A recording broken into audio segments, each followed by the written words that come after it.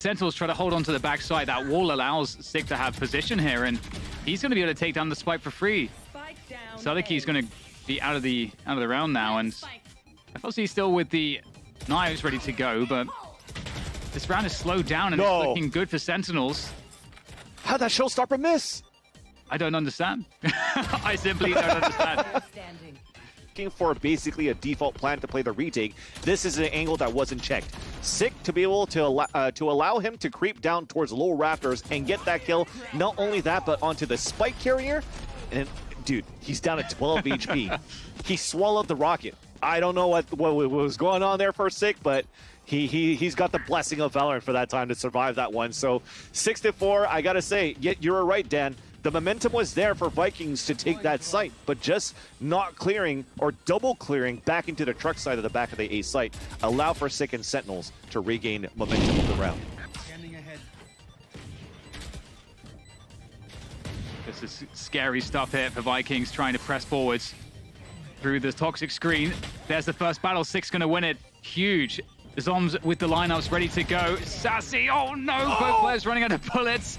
And it's going to be Sentinels that get the better of that one. 12-5 as they are yet to drop around in this half. When you have to face off against 10s inside that smoke, with the way that he's playing and the way that he warms up, it's going to be very difficult to try to win that upper hand. And aside from that, yeah, a little bit awkward in the end, but you're happy that you still have a sidearm versus Sassy who had nothing left. And SicK is able to get a lot of information in this position. Yeah, he's going to hear the footsteps. He could bait it out. He's going to let Dapper know at the same time. And if Dapper fails, well, you have a Hunter's Fury available. There's 6 in a great spot. The timing is perfect for SicK as well. That surely seals the deal here as FRC's in such a bad spot. No help to work with. Very troublesome indeed. Goes for it, I respect it.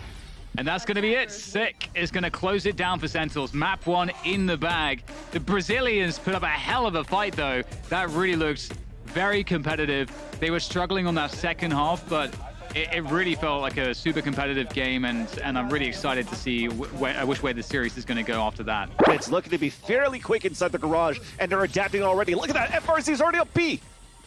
And SicK's able to take down one with such a deep position. SicK is causing a lot of problems here towards spawn. He's just holding his position at this point. He's done so much good work. Nice one from SicK to try to make things a little bit easier, but it's still very, very difficult. SicK with the frenzy, not the best at that range, but making it work for now. However, SicK and Tans will finish things off. Fantastic round from SicK. I think he got 3 out of it. And Sentinels start off with a bang. I'm actually liking this. This is a good taste of what we could expect throughout the rest of this map here, Dan, because Icebox, it was a lot of timing we talked about, and we gave credit to Vikings how they were playing more defaulty, slow, trying to force to rotate out here from Sentinels. But in this map, just off this piss around, I could expect, just because of how many angles you have into the C site, how you could get control of Garage and maybe try to split into B, the splits into the A site. There could be some very heavy splits going on the aggression from Vikings, but as I say that, it's Sentinels that's bringing that aggression instead. Yeah, that's a little bit scary. They're really feeling it at the moment, just going for those aggressions, as you say, on the anti-eco, not afraid of anything.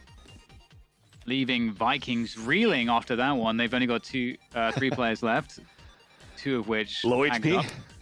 Yep. And Shazam with a forward position here too on a lobby, so not all that much working here for Vikings. They've got the Sheriff in the hands of Sassy, but also the weakest player on the teams. Yeah, everything's on lockdown. Because now Zom's could actually body peek. He could use the ability. There you go. There's a gravity well. They're pushing towards the A side. They have a trap bar towards Garage. It just got broken. They have all the information in the world for Sentinels now. Yeah, SicK is just holding a really safe position. 1 by 1. And SicK will take down Sassy as well. Backside position. With the Odin, it's not going to work out. And with that, there is a chance here. SicK's going to go through. The Cosmic Divide's in. SicK over the top of Log. Able to take down GTN.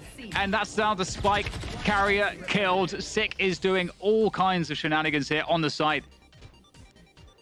And with that, this is a lot of Cosmic Divide. Yep. Still has the paint shells. Still has the satchel. Can SicK find the first player? Yes, he can. There goes Lakia. A right click on the paint shell. SicK nails the clutch. 1v2, no problem at all for him. And there's the defuse as well. Sentinels now 5-2.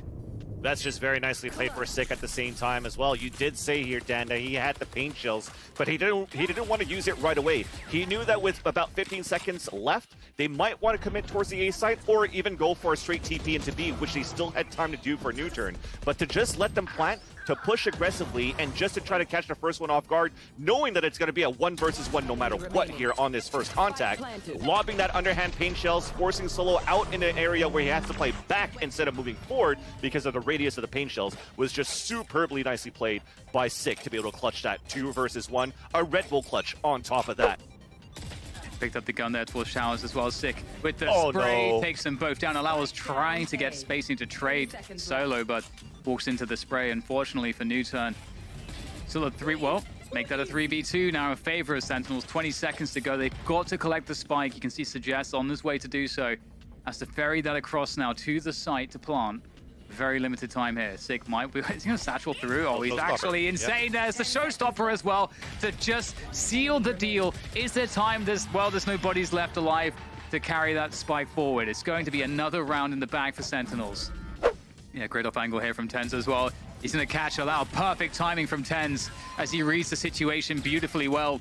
And he's looking to get more here, but Newton actually able to convert some frags. SicK still doing damage from U-Horse up to Solo, and he's just too slow for that one. Dapper swings around the side with the Spectre to close things out in this round. Another one here for Sentinels. Definitely answers. A nice splash coming through from Solo. Lakia spots the second one. Big pickup though. Allow will finally go down in hookah, and the push comes through to completion on this B site, especially with Lakia going down. And again, it looks good at the offset for new turn, but quickly turns around. And it was an interesting approach too, seeing that they sort of split the defense across hookah and long, and really relying on the breach utility to allow a good defensive option. But yeah, just look at how Sentinels just come through so methodical on their push. When they decide to go in, they are looking really strong. It's very odd. SicK still in spawn. They have no idea. Poor Perry. Well, now they know. And there goes Lakia. Is he actually going to be able to get the stick here? SicK's coming. He's going to have to do his best to get there in time. I don't know if he can make it, though. Lakia's almost diffused it entirely, and there it is. There's nothing that SicK can do. What a strange round. Players in all kinds of weird positions. 6 deep. He's in the cage, actually. He's going to have to try to pick. Oh my god, SicK is nuts! Great shot there, and that's going to eliminate most of these entry fraggers here for new turn. That's a big win. The flash comes through, the paranoia comes through as well. They've got to convert off of this, though. Lakia takes down Dapper. TenZ still there in the cloud burst. He wanted that no scope, but he gets denied by Lakia, and in goes SicK in between all of them. What can he find here? Zoms will be the one to get Lakia, and the run it back is cancelled out. So still a fight, a desperate fight over this C site. Spike is now down on the ground as Zoms is ready for Suggest crab walk there, and it's up to Perry in the 1v2. Fantastic first engagement. Second player, another flick. It's too much. Just by the same spot at Logs 2 to flash the default in the back. Because sometimes if you want to put a smoke towards default, it gets covered up. So it just allows new turn to get into the site. Lakia looking after Garage by himself. Perry trying to hold onto the site with Allow, and Allow's going to go down. TenZ now flanking. It's up to Lakia. Lakia can't get it done though, and Sentinels bring it home. Another round, and we was that a tactical coming through? Am I getting thrown by the overlay? I wonder, right? Because they still have 1 to go here for new turn, but at the same time, just from hitting these and that run it back, they didn't do it with information. You think they didn't do it, but it did. Just Dapper was a security guard for that round. Like I said, they gave up that site. He played safe inside that B site, turned on the camera, didn't ping a single person.